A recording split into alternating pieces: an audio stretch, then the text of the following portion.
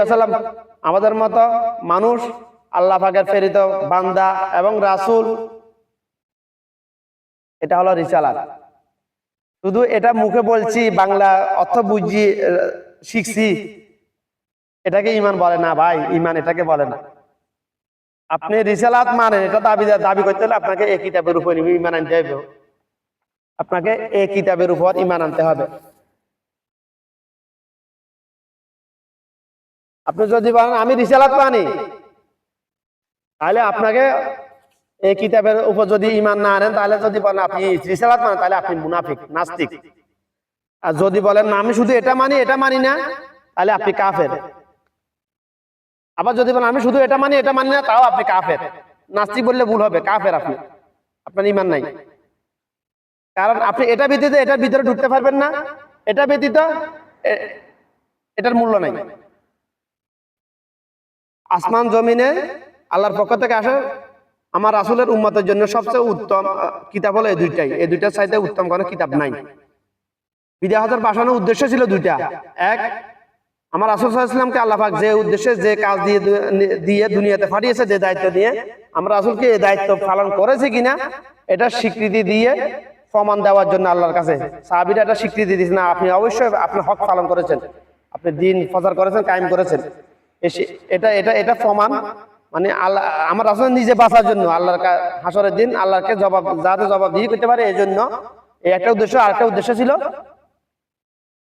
যে উম্মতের জন্য কিয়ামত পর্যন্ত যারা আদম সন্তান পৃথিবীতে আসবে তারা যেন পথভ্রষ্ট না হয়। কি বলছিল?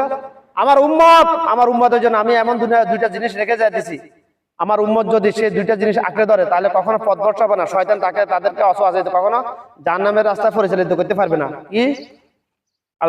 আল্লাহর কোরআন আর একটা হলো আমার হাদিস। আমার রাসূল বলেছিল শুধু আমার হাদিস, আমাদেরকে বলতে হবে সহিহ হাদিস। আমার রাসূল জানতো, আল্লাহ পাক জানাইছে জানতো যে সহিহ হাদিসের মধ্যে জালা ঢুকাবে মুনাফিকরা, কাফের নাচছে, কাফের ইহুদি কাফেররা মুনাফিকদেরকে টাকা দিয়ে, এটা জানতো। কিন্তু আমার রাসূল গায়েব জানতো না। এটা যে পৃথিবীর আল্লাহ ব্যতীত কেউ গায়েব জানে, এটা বিশ্বাস যে করবে সে কাফের, কারণ সে শিরক করেছে। আমি এখানে বুখারী শরীফ দেখাইছি, আমি বই বিক্রি করার জন্য দেখাইতেছি না, বলতেছি না তো ভাই। আপনি তিরমিজি শরীফ পড়েন, মানে ইসলামের মৌলিক বিধিবিধান গুলো সকল ধর্মে মাযহাবের মধ্যে আছে। শুধুমাত্র মোস্তাহাবগত কিছু ফেরকাবাজি আছে, মানে মতবিরোধ আছে, মতবিরোধ, ফেরকাবাজি ওই দেশের ধর্ম ব্যবসায়ীরা, আলেম নামের জাহেলরা, মুনাফিকরা ফেরকাবাজি করতেছে। সকল মাযহাবের উদ্দেশ্য এক। মাযহাব মানে কি ভাই? মাযহাব মানে তো সংকলন, সংরক্ষণ, মানে হাদিসের সংরক্ষণ, সংকলন, তাকে তাফসীর। মাযহাব মানে অন্য কিছু। মাযহাব মানে ধর্ম না তো ভাই। মাযহাব মানে ধর্ম না। যে বলে আমি মাযহাব মানি, মাযহাবের উপর ঈমান এনেছি, রাসূলের হাদিসের দরকার, সেই কাফের। হ্যাঁ, তা আপনি এটার ভিতর ঢুকতে পারবেন না। হাদিস ব্যতীত হাদিস মানতে পারতেন না, যে কোনো একটা মাযহাব অনুসরণ করবেন। কারণ আপনি নিজে কি মাযহাব নাকি? আপনি কি একটা 30 পারা কোরআন 6236 আয়াতের কি আলেম নাকি আপনি? মানে আল্লাহর সব কথা কি আপনি বুঝেন না? কারা বুঝতো? ওনারা বুঝতেন। ওনারা মাথার গাম পায়ে গেলে নিজের খেয়ে পরে একমাত্র দিন প্রচারের জন্য, দিন কায়ের জন্য, একমাত্র আল্লাহর কাছে প্রতিদিন পাওয়ার আশায় এই কিতাবটা, এগুলো মাযহাব তৈরি করেছেন।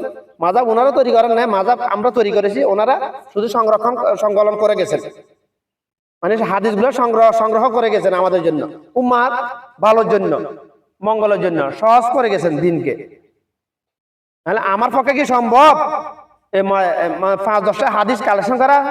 মানে একটা বাংলাদেশ ঘুরে ঘুরে সম্ভব না। ওনারা এই কাজটা করেছেন। এই জন্য আমাদেরকে মাযহাব, যে কোনো একটা মাযহাব অনুসরণ করতে হবে মুসলমান হতে হলে। যে কোনো একটা, বা উত্তম মুসলমান হতে হলে সকল মাযহাব অনুসরণ করতে হবে। শুধু মুসলমান হতে হলে, শুধু নিজে আমল করতে হলে যে কোনো একটা মাযহাব অনুসরণ করলে হয়ে যাবে, জান্নাতে চলে যাবে ইনশাআল্লাহ। আর উত্তম মুসলমান দ্বীনের দায়ী হইতে হলে, দ্বীন প্রচার করতে হলে সকল মাযহাবের জ্ঞান থাকতে হবে তার কাছে। আশা করি বুঝাইতে পেরেছি। মাযহাব কি? মাযহাব মানা কি? মাযহাব মানা ফরজ। মাযহাব মানা ফরজ। মাযহাব মানে তো হাদিস। মাযহাব মানে হাদিস, হাদিসের সংকলন, সংগ্রহণ। মাজাব মানে হলো ছড়িয়ে ছিটিয়ে পড়ে থাকা হাজার হাজার হাদিস এক জায়গায় একত্রিত করা, ওটা হলো মাজাব ভাই। আর কিভাবে বুঝাবো ভাই? কিন্তু আফসোস, আমার দেশের বেশিরভাগ আলেম নামের জাহেল এবং ধর্ম ব্যবসায়ীরা এ শুধু মাজাব নিয়ে পেরকাবাজি ফেতনাবাজি করতে করতে করতে করতে করতে আমার এক দিনী ভাই রয়েছে, তুমি মেরে ফেলেছে ভাই, শুধুমাত্র মতবিরোধ থাকার কারণে সামান্য বাস। ও তো শহীদ, ও তো আখিরাত সহজ, আল্লাহুম্মা হাসিবনি হিসাবান ইয়াসীরা। যারা হত্যা করেছে কিয়ামত পর্যন্ত যত আদম সন্তান হত্যা হবে, সকল হত্যার টেনশন তারা পাবে ইনশাআল্লাহ, অবশ্যই পাবে, অবশ্যই পাবে ইনশাআল্লাহ, বলার দরকার নেই এখানে। আমার উদ্দেশ্য একটা ভাই, এই মাজাব নিয়ে ফেরকাবাজি ফেতনাবাজি বন্ধ করা, ধর্ম ব্যবসা বন্ধ করা, বিদআত নির্মূল করা বাংলাদেশ থেকে, অন্য কোনো উদ্দেশ্য নেই আমার।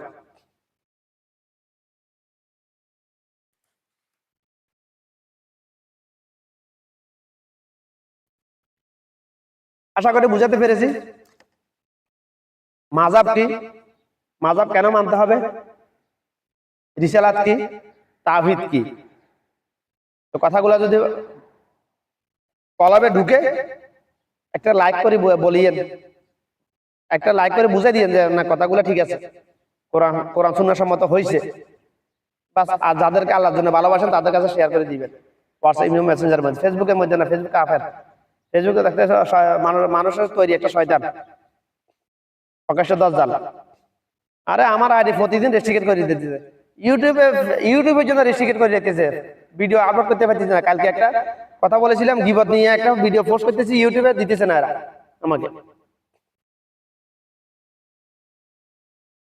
কারণ আমরা যখন কোনো কিছু পোস্ট করি, ওরা 2-3 সেকেন্ডের মধ্যে ওটার পুরোটা অ্যানালাইসিস করিয়ে লাগে। তো যখন একটা লেখা পোস্ট করি, ওটা 1 থেকে 2 সেকেন্ডের মধ্যে ওটা কনভার্ট করিয়ে লাগে, ট্রান্সলেট করে ওটা পড়ে তারপর ওটা পোস্ট করে। আমরা পোস্ট করি নাকি? আমরা শুধু ওখানে ওদেরকে পাঠাই, ওরা অ্যাপ্রুভ করলে তারপর এটা পোস্ট হয় ভাই।